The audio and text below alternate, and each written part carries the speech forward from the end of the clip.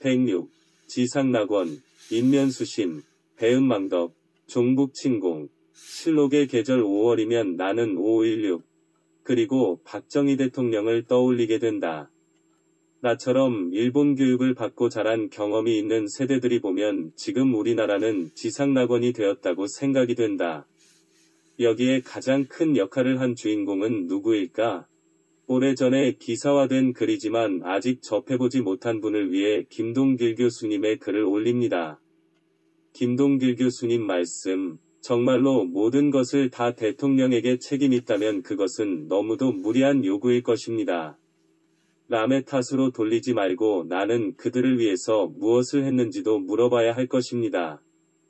미국 제35대 대통령 존 F. 케네디의 Ask not what your country, Ask what you can do for your country 라고 한 말이 기억납니다. 5.16 신이 은총이 이 땅에 내린 날 박정희 장군이 제대를 하고 사회에 나와 자신의 고향인 대구 근교에서 야당이던 국회의원에 출마하였으면 당선이 되었을까? 99.999% 낙선이 되었을 것이다. 당시 박정희가 누구인 줄 대구 시민들은 몰랐다. 당시는 금품이 난무하던 시절이었다. 고무신, 막걸리, 국밥, 양은 냄비, 비누, 수건 등을 뿌리지 않으면 당선은 언감생심 꿈도 못 꾸던 시절이었다. 당시 박정희가 돈이 어디 있었나? 청렴강직하기로 소문이 났던 박정희가 무얼 뿌린단 말인가? 당선은 택도 없는 소리이다. 대선 출마? 미쳤나? 박정희가 이런 바보짓을 하지 않은 게 오늘 대한민국 국민들에게는 천만다행한 일이지만 60년 전통 야당을 운운하는 자들에게는 비극이요 재앙인 일이었다. 역사에는 만일이라는 가정이 없다고는 하지만 5.16을 맞으면서 아무리 생각해보아도 제3 생각해보아도 박정희가 선택한 구국의 용단은 옳았고 그래서 우리는 박정희 이름 석자 앞에 위대한이라는 형용사를 아낌없이 붙인다. 위대한 박정희의 등장에 최대 피해자라고 자처하는 60년 전통 야당의 명맥을 이어오고 있다는 좌파들은 사실 피해자가 아니라 수혜자이기는 마찬가지이다. 왜냐하면 박정희가 우리도 한번 잘 살아보자. 싸우면서 건설하자고 당시 국민들과 피와 담을 흘릴 때 당시 야당 정치인, 좌파들은 박정희가 하는 일이라면 무조건 반대, 발목 잡기의 혈안이었으니까. 아무것도 한 일도 없이 그들도 뒤로는 역시 부자가 되었지 않는가. 박정희가 공업정책을 세우면 농업정책이 우선이라고 거품을 물었고 고속도를 닦는 현장에 당시 김대중은 땅바닥에 들어 누워 발광을 한 것은 당시 신문보도, 사진으로도 남아있지 않은가. 그때의 야당 정치인들과 오늘 박정희의 딸 박근혜 정부의 3년여 동안 반대와 발목 잡기의 혈안인 야당과 과연 무엇이 달라졌을까? 독자들 중에 누가 한번 대답 좀 해보시라. 위대한 박정희는 당시 오늘과 같은 반대를 제2의 혁명이라고 할 수 있는 유신을 일으켜 기어코 한강의 기적을 창출케 했다. 정말로 위대하고 또 위대했다. 이런 말은 글이나 쓰고 말이나 해서 먹고 사는 이 나라 언론인, 평론가, 정치인들은 공개적으로 못하는 말이다. 우리 같은 졸장부들이나 할 수 있는 말이지. 혹자는 박정희를 곤과를 따져가면서 평을 한다. 혹자는 박정희가 민주 질서를 파괴한 독재자라고 악평을 한다. 정말 구상유치 같은 소리들을 하고 있다. 박정희는 우리 민족 5천년 역사의 가장 위대한 인물이다. 돼지고기국에 흰 쌀밥을 실컷 먹어보는 게 소원인 위대한 수령의 나라 북한을 보라. 조선의 딸들이 되놈의 늙은 총각에게 씨바지로 놀이개로 팔려가는 어버이 수령의 북한을 보라. 수백만의 주민을 굶겨 죽인 위대한 원수 김일성 동지가 만든 지상낙원을 보라. 최고 존엄의 그림자를 밟으려고 했다고 기관 단총 세례에 화연방사기 추가 서비스를 해주는 떠오르는 태양 김정은의 나라를 보라. 박정희의 곤과가 어떻다고? 박정희가 민주 질서를 파괴한 독재자라고? 인간의 탈을 쓰고 살아가는 사람이라면 비록 입은 삐뚤어졌어도 말만은 바로 하라. 인간의 가장 기본적인 먹는 것을 해결해주고 오늘 세계에서 12번째로 잘 살게 해주고 세계 5대 첨단공업국, 6대 무역강국, 한국인의 자존심을 세워준 위대한 박정희를 욕하는 자들은 인면수심의 동물 같은 자들이다. 위대한 박정희는 모든 것을 혼자 짊어지고 저승세계로 갔다. 은혜를 원수로 갚는 배은망덕한 인간들, 너희들은 얼마나 잘났고 얼마나 완벽한 인간이길래 입만 열면 민주주의를 찾냐? 도대체 너희들의 민주주의는 뭐냐? 너희들 좌파 정권 10년 동안 무얼 했냐? 하늘도 알고 땅도 알고 있다. 5.16은 신이 한국인들에게 박정희를 앞세워서 준 은총이다. 위대한 박정희의 명복을 정중히 진심으로 빈다. 독재자 세종대왕, 군사 쿠데타. 세종은 독재자였다. 반민주적이었다. 세종은 노예제도를 지지했다. 세종은 지배계급인 양반들을 지지했다. 소수의 착취계급과 다수의 피착취계급으로 구성된 불평등한 신분제도를 지지했다. 거대한 장원과 수많은 노비들을 거느린 부르주아 귀족들을 지지했다. 세종은 황해도 일대를 재산으로 가진 엄청난 부동산 재벌이자 불재지주였다. 세종은 고륙들을 죽인 살인마 태종을 아버지로 두었으며 침략자 명나라를 정벌할 군대를 돌려 쿠데타를 일으켜 나라를 찰탈하고 고려왕족 왕씨들을 학살한 살인마 이성계를 할아버지로 두었다. 즉, 세종은 요즘 친일파에 해당하는 친원파의 후손이다. 세종은 침략자였다. 국경지역에 살던 여진족 주거지역에 쳐들어가 여진족을 다 몰아냈다. 세종은 호색 호육하였다. 접이 5명이나 되고 자식은 18남 4녀로 22명이나 두었다. 비만한 몸으로 종합병동이라 할 정도로 전립선 질환, 당뇨병 등 온갖 질병을 몸에 달고 살았으면서도 육식을 몹시 즐겼다. 세종은 자식 교육에 실패해 아들 수양이 손자 단종을 죽이게 만들었다. 단종은 방에 갇혀 펄펄 끓는 방 부들에서 타 죽었다. 요즘 같으면 큰일 날 일이다. 아들들 병역 문제로 억울하게 모함을 당한 이회창을 보라. 사위 마약 문제로 곤욕을 당하는 김무성을 보라. 세종은 측근 관리에 실패했다. 큰형 양녕대군이 부녀자를 강간하는 등 악행을 저질러 지방관들로부터 잔계가 빗발쳐 올라왔으나 처벌하지 않고 끝까지 형을 비호했다. 그래서 양녕대군은 왕, 충녕대군과 부처, 효령대군을 동생으로 두었으니 살아서는 감옥에 갈 일이 없고 죽어서는 지옥에 갈 일이 없다고 큰소리쳤다. 세종에 대한 상기 부정적인 평가는 요즘 기준으로 보면 다 맞는 말이다. 그런데 왜 한국인들은 아무도 세종대왕을 비난하지 않고 오히려 존경할까? 그건 지금 기준으로 평가하지 않고 그 시대의 기준으로 평가하기 때문이다. 그 시대에는 전 세계 어디나 왕정을 했기 때문이며 다른 나라 왕들과 비교해보면 세종은 훌륭한 왕이었기 때문이다. 절대적인 기준으로 보면 이 세상에 악마 아닌 사람이 없다. 절대적인 기준으로 보면 폭군이 아닌 통치자가 없다. 하지만 통치자는 사람인 이상 불완전하므로 우리는 통치자를 지금이 아니라 그들이 살던 시대와 환경에 비추어 상대적으로 평가할 수밖에 없다. 36년의 식민지배와 3년의 군정을 거친 신생민주주의 국가에 지나지 않던 지난날 대한민국의 산업화와 민주화는 당시의 선진국들이 아니라 당시에 독립한 수많은 신생독립국들과 비교하는 것이 순리이다. 초등학생을 대학생과 비교할 수 없지 않은가? 대한민국의 자본주의와 민주주의는 민주주의 시작도 훌륭했고 산업화 시작도 훌륭했으며 산업화 성과도 훌륭했고 민주화 성과도 훌륭했다. 67년 만에 기존의 수백 년 전통의 자본주의와 민주주의 국가들 턱 밑까지 쫓아갔다. 100여 개 다른 신생독립국들은 모두 까마득히 저 밑에 있다. 이를 인정하지 않고 턱없이 높은 기준으로 대한민국 초창기의 민주주의의 수준과 산업화의 공을 폄하하는 것은 일종의 과대망상이다. 그렇게 뛰어난 민족이라면 처음부터 가난하지 말고 또 식민지도 되지 말았어야 하기 때문이다. 사람이건 나라이건 겸허하고 냉정하게 자신의 처지와 능력을 평가하고 주어진 상황 아래서 최선을 다해 열심히 노력하는 것이 성공의 길이다.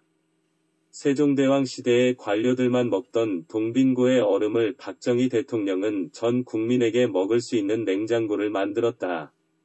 입만 열면 초창기 이승만 대통령, 박정희 대통령을 비난하는 당신은 도대체 얼마나 잘났는가? 한민족에게 도대체 무슨 기여를 얼마나 했는가? 군사 쿠데타가 필요한 사태, 현직 대학 교수가 자신의 사회관계망 서비스, SNS, 인 페이스북에 반세기 전 했던 군사 쿠데타가 다시 필요하다는 내용의 글을 올렸다. 하본규 부경대 정치외교학과 교수는 지난달 21일 자신의 페이스북에 군사 쿠데타가 필요한 사태라는 제목의 글을 올렸다. 이 글에서 하 교수는 반세기 전 4.19 혁명 이후 출범된 장면 정부는 신파와 구파라는 당대 갈등으로 식물 정부가 됐고 자유당 이래로 관행화된 언론, 대학, 야당들의 무책임이 극에 달해 군사 쿠데타를 불러왔다고 밝혔다. 이어 50년 전 군사 쿠데타가 필요한 상황이 재현되고 있다. 반세기 전 정치부패와 민생 파탄에 빠진 조국 현실을 바로잡기 위해 어쩔 수 없이 군사 쿠데타를 선택했고 이후 조국 근대화의 위협을 달성했던 자랑스러운 국군의 모습을 다시 보고 싶다고 말했다. 그는 또 민주주의가 아무리 높은 가치일지라도 조국 안위보다 높을 수는 없다며 질서와 교양이 포기되고 범죄와 폐륜이 판치는 사회는 스스로의 정당성을 포기한 것이라고 말했다. 그는 대통령 직선제가 이뤄진 1987년 이후의 상황에 대해 민주화 25년은 반영웅이 대통령으로 민주주의가 종북 침공으로 변질된 전도와 반역의 시도였다며 가치관이 전도된 미쳐버린 조국을 구할 애국군인들이 다시 한번 나설 때라고 말했다. 하 교수는 1979년 당시 김재규 중앙정보부 부장이 박정희 전 대통령을 살해한 12.6 사건이 다시 일어날 분위기라는 내용의 글도 올렸다. 그는 지금 감지되는 기후는 12.16이 냄새다. 지금 국난의 상황은 청와대가 백설공주와 칠난장이 노름을 한가하게 허용할 상황이 아니다. 라며 비상계엄과 국회 해산이냐 아니면 처참한 종말이냐 오직 둘일 것이다. 하 교수는 이날 경향신문과의 전화통화에서 한국은 쿠데타를 한 번 경험해봤기 때문에 한 번 더 해도 이상할 것이 없다. 며 지금은 1997년 구제금융위기 때보다 더 안 좋은 상황이기 때문에 쿠데타의 가능성도 열어두고 생각해야 한다 뜻이라고 말했다. 하 교수는 1992년 부경대 정치외교학과 교수로 부임했다. 저서로는 국가경영, 국가개조의 리더십, 한국 정치와 현대 정치학 등이 있다. 첨언하는 말, 이런 생각을 하본규 교수만 생각하고 있는 것이 아니다. 많은 사람들이 이런 말을 주고받는 것을 들었다. 종북 세력이 이렇게 난동치는 것을 그냥 보고만 있을 수는 없다는 것이다. 법적으로 국민의 뜻에 따라서 국민의 자유의사 선거에 의해서 당선된 대통령을 사퇴하라는 세력은 전부 잡서 지옥으로 보내야 한다는 것이다. 부정선거와 부정선거 운동은 다른 것이다. 인터넷에 쪽지글 단 것은 부정선거 운동이냐 아니냐를 가릴 일이지 부정선거가 아니다. 이것을 부정선거라고 하면서 여론을 몰아가는 것은 나라를 망치자는 것이다. 자유도 좋고 언론도 좋지만은 헌법을 부정하고 국법 질서를 부정하는 종북 세력은 이 나라에는 필요 없는 인종들이다. 자기 개인의 출세욕, 무리들의 출세욕 때문에 국가를 망치는 세력들은 지옥으로 보내야 한다. 우리는 그것을 쌍수를 들어 환영한다. 자유가 좋고 언론 자유 좋다. 그것이 무제한 허용되는 것은 아니다. 그것 때문에 나라가 어지럽고 국민의 권리가 침해되어서는 안 된다. 국가의 안녕 질서와 국민의 권익을 위해서 국권을 훼손하는 무리들을 척결할 때가 왔다. 이것을 그냥 두면 개미구멍으로 방천이 무너지듯 국가가 위험해진다. 설마 하지 마라. 설마가 사람 잡는다. 나라가 상처를 받으면 우리 민족이 100년에서 200년이 걸려도 회복하기 힘든다. 세계의 역사를 보라. 이스라엘 민족이 얼마 만에 나라를 찾았는가. 국정원은 더 강해져야 한다. 이스라엘에는 유명한 정보기관 모사드가 있다. 이 모사드가 있기 때문에 아랍 제국의 협박과 압력 속에서 건장히 살아간다. 이스라엘 국민은 모사드가 있어서 나라를 지키고 국민이 행복하게 살아간다. 조국을 위해서 걸기하자. 이 혼란한 나라를 구해야 한다. 군사 쿠데타가 오기 전에 우리나라를 재건하고 구해야 한다. 종북 세력 제거하고 조국을 위해 죽을 각오를 하는 것도 애국자다. 장성택이처럼 육신을 벌집을 만들고 제가 되어 날아가고 싶은 사람은 종북을 하라. 차라리 종북의 본거지로 가라. 잠에서 깨어라. 기지개를 켜라. 내일이면 늦다. 오늘부터 하자. 국민들이여, 조국을 구하고 민족을 구하자. 박정희 대통령은 왜 그랬을까? 박정희 대통령에게는 그가 어릴 때 그를 등에 업고 다니며 극진히도 돌봐주시던 누님이 딱 한 분 계셨다. 동생이 대통령이 되었을 당시 누님은 경제적으로 무척이나 어렵게 살아올케가 되는 유경수 여사에게 좀 도와달라고 어려운 부탁에 편지를 보냈다. 이를 받은 유 여사는 친인척 담당 비서관에게 이 편지를 건네주었다. 당시 이 비서관은 박 대통령과 대구사범 동기생이었고 박 대통령의 집안을 잘 아는 사람이었다. 그는 박 대통령 모르게 은행에서 대출을 알선해 일종의 압력이었음. 박 대통령 누님의 아들에게 택시 3대를 사서 운수업으로 먹고 살도록 주선을 해주었으나 나중에 이를 우연히 알게 된 박 대통령은 대노에서 친구이기도 했던 담당 비서관을 파면하고 택시를 처분함과 동시에 누님과 조카를 고향으로 내쫓아버렸다. 이 조카는 삼촌, 대한민국엔 거주 이전의 자유가 있습니다. 라며 울먹이면서 대들었지만 박 대통령은 단호하게 고향으로 쫓아버렸다. 누님의 원망을 들은 박 대통령은 누님 제가 대통령 그만두면 그때 잘 모시겠습니다. 며 냉정하게 누님을 외면했다. 그 후 누님은 할 수 없이 대구에서 우유 배달을 하며 생계를 유지했다고 한다. 대통령인 동생을 원망하면서 단 한 분 그것도 자신을 극진히 돌봐주시던 누님이 어렵게 살고 있는데 대통령이 된 지금 이렇게도 냉정하게 뿌리친 그의 심정은 어떠했을까?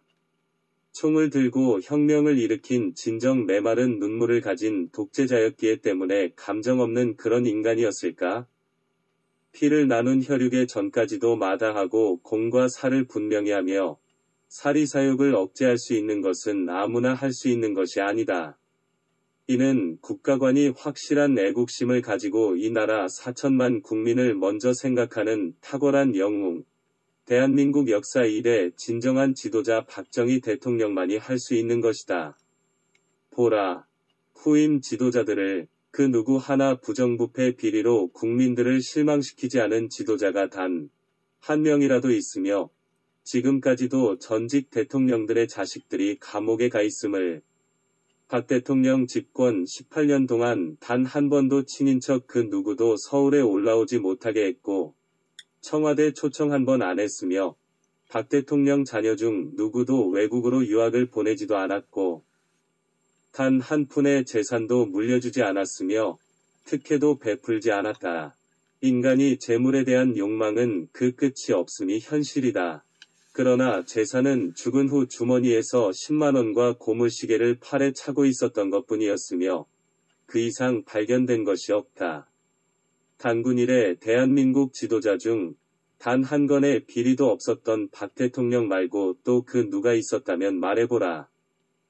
대통령은 커녕 출세했다. 장관 자리에 앉음과 동시에 제 자식 취직 자리부터 먼저 챙기는 썩어빠진 것들이 개혁을 외치며 박 대통령을 헐뜯으려 단점만을 찾기에 혈안이 되어 있으니 이 어찌 기가 막힐 노릇 아닌가. 내로남불 세상, 이 어찌 한심한 노릇이 아닌가 말이다. 참으로 말이 안 나올 지경이다. 하다못해 지나가는 초등학생 불러다 놓고 이같이 설명하며 물어봐라. 대한민국 역사 이래 누가 가장 위대한 지도자요 훌륭한 지도자였느냐고. 살인범 김재규를 민주화인사 운운하는 자들아. 박 대통령 사후 지난 수십 년간 그의 정적들이 박 대통령을 깎아내리려 눈에 불을 켜고 비리를 찾아보려 했으나 더 이상 찾을 수가 없다는 것을 알고 역사를 똑바로 세워야 된다며 친일파 청산이란 명제하에 박 대통령을 몰아붙였다. 연초부턴 한일 외교 문건과 문세광 비밀문건을 공개, 흠집 찾기에 몰두하더니 화풀이 분풀이 욕구 해소라도 해야겠다고 박 대통령 친필인 광화문, 운연각, 충의사, 현판을 뜯어내고 부시고 뽀개고 빠개고 하는 것이란 말이더냐. 어제도 그리고 오늘도 좌파들이 박 대통령을 헐뜯으려 온갖 수단과 방법을 다하며 매도하려 발버둥치는 것을 보니 혈육의 전까지도 냉정하게 공과 사를 분명히 하는 청렴결백하고 사리사욕이 없는 이 나라의 진정한 지도자 박정희 대통령. 보릿고개 굶주림은 박정희 대통령 때 없어졌고 간첩 잡자는 말은 김대중, 노무현 때 없어졌다. 김돈길 교수 글.